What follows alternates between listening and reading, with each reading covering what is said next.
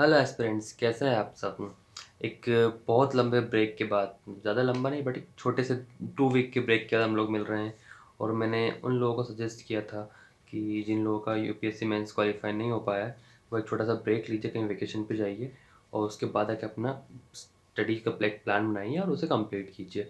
तो मैं भी एक छोटे से ब्रेक पे निकल गया था, एक छोटे से वेकेशन पे, और कुछ थोड़ा बिजी लाइफ भी थी फैमिली के साथ, तो उसे कारण अपने वीडियोस नहीं बना पाए। सो हम नाउ आई एम बैक। तो हम लोग फिर से स्टार्ट करते हैं। तो थंबनेल देख के आप समझ चुके हैं कि मैंने एक जो एग्जांपल देने वाला हूँ, फुटबॉल का एग्जांपल देने वाला हूँ। फीफा वर्ल्ड कप फाइनल हुआ था, बहुत ही रोमांचक मैच था, बहुत ही मज़ा आया। मैंने थोड़ा सा मैच देखा था फाइनल लास्ट में, तो बहुत ही मज़ेदार मैच था। तो वही कि एक जो लास्ट जो एक एक्स्ट्रा टाइम मिलता है फुटबॉल में, वो यूपीएससी एस्पिरेंट्स को नहीं मिल सकता। हालांकि आपको अटैम्प्ट ज़्यादा होते हैं, 6 attempt 8 attempt, but backup side से आपको शायद इतना सपोर्ट नहीं मिल पाता फैमिली की साइड से। जब आपका नंबर ऑफ अटैम्प्ट ज़्यादा हो जाते हैं तो एक फैमिली की रिस्पॉन्सिबिलिटी का प्रेशर रहता है, सोसाइटी का प्रेशर रहता है, और जो हेटर्स हमेशा डिमोटिवेट करते हैं उनका तो एक कोई जवाब ही नहीं है देने के लिए। तो वही कि मैंने आप लोगों को सजेस्ट किया था कि आप एक अपना ब्रेक लीजिए।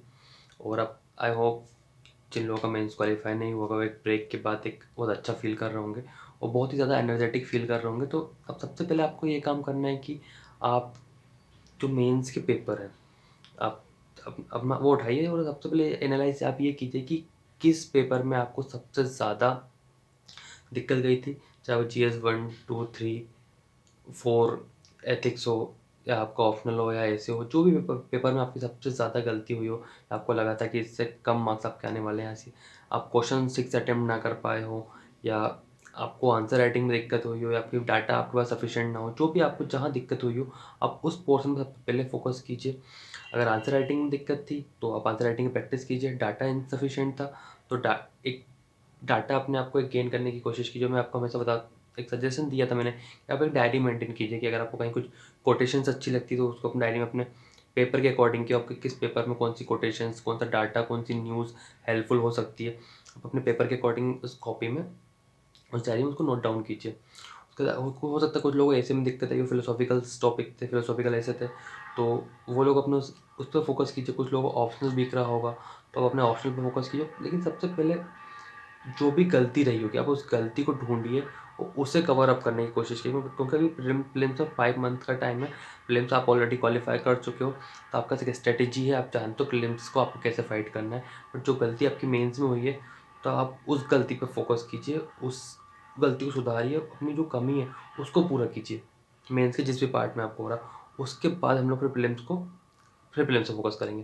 एटलीस्ट आई थिंक आपका प्रीलिम्स ऑलरेडी क्वालिफाई हो चुका है, तो 3 मंथ्स का टाइम सफिशिएंट होगा आपके लिए प्रीलिम्स के लिए रिविजन्स करने के लिए। और यहाँ तक कि आपका करंट आप यहाँ तक अपना अपडेट करके चल रहे होंगे, तो आई डोंट थिंक कि कोई पोर्शन छूटा होगा, कोई पार्ट दिख कहीं कुछ कमी रही होगी। एज इट इज आपका शेड्यूल चल रहा होगा तो उसको आप एज इट इज फॉलो कीजिए। जहाँ आपकी मेंस में दिक्कत हुई है आप उस पर उसको कवर अप कीजिए। और कुछ लोगों के साथ ये है कि कुछ लोग छोड़ना चाहते हैं कि भैया हो चुका है, 2 अटेम्प्ट 3 अटेम्प्ट हो चुके हैं, 4 अटेम्प्ट हो चुके हैं, प्रिपरेशन छोड़ देते हैं, या फैमिली प्रेशर है, या कुछ लोग जॉब के साथ करना चाहते हैं। तो उनको सजेशन मैं दूंगा यार कि जो लोग जॉब के साथ प्रिपरेशन करना चाहते हैं, मतलब जॉब ढूंढ रहे हैं, तो जॉब हार्डली आपकी शायद 8 से 10 घंटे की होगी। उसके बाद 14 आवर्स आपके पास दिन में बचेंगे। 6 घंटे आपके सोने का निकाल दो, 2 घंटे एक्स्ट्रा टाइम निकाल दो, फिर भी आपके पास एक 6 से 7 घंटे का टाइम आपके पास बचने वाला है।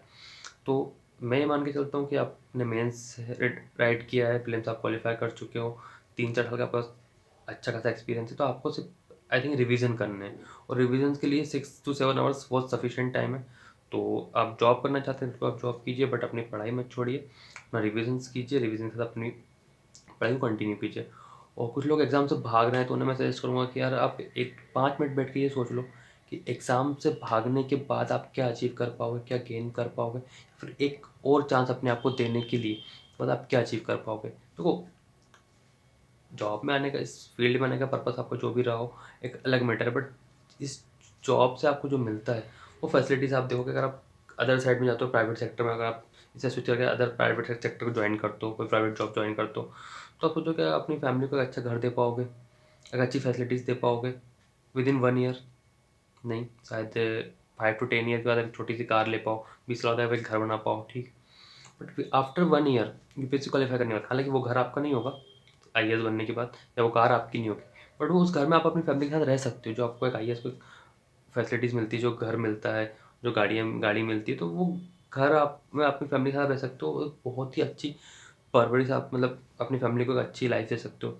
अभी सबके पेरेंट्स ओल्ड एज में होंगे, तो अगर आप जॉब स्विच करते हो, प्राइवेट जॉब की तरफ जाते हो, तो पेरेंट्स की बीमारियों की कोई दिक्कत होगी। ओल्ड एज में देखो बीमारियाँ आती रहती है, कुछ ना कुछ छोटी-बड़ी बीमारी जो भी है। कुछ-कुछ हाँ भी किसी के पेरेंट्स को अभी कुछ बीमारियाँ होंगी।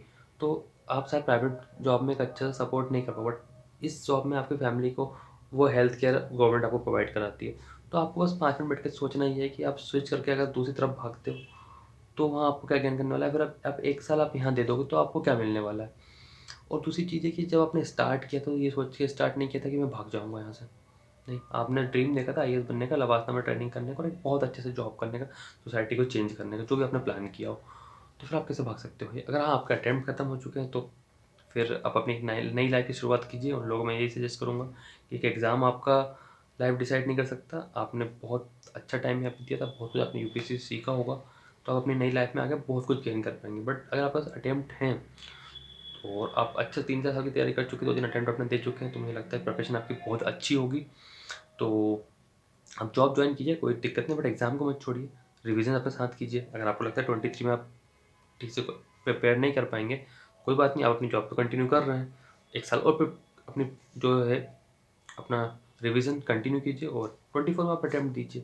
बट एग्जाम छोड़ के भागो मत यार। मतलब अभी मैदान खुला है, सामने फौज खड़ी हुई है, आपके हाथ में हथियार है, अटेम्प्ट है आपके हाथ में, तो लड़ो ना यार, क्या दिक्कत है, साथ में लड़ते हैं मिलके। So all the very best. अब नाउ मैं आ चुका हूँ, तो फिर हम लोग फिर से स्टार्ट करते हैं और बहुत अच्छे से हम लोग साथ में मिलके प्रिपरेशन को आगे बढ़ाएंगे और एक दूसरे की सपोर्ट करेंगे। मैं आपको सपोर्ट करूँगा कि जो आपको प्रॉब्लम्स, जो डाउट्स आते हैं, वो मैं आपको क्लियर करूँगा। आप मुझे सपोर्ट कीजिए सब्सक्राइब करके। और सो बाय बाय।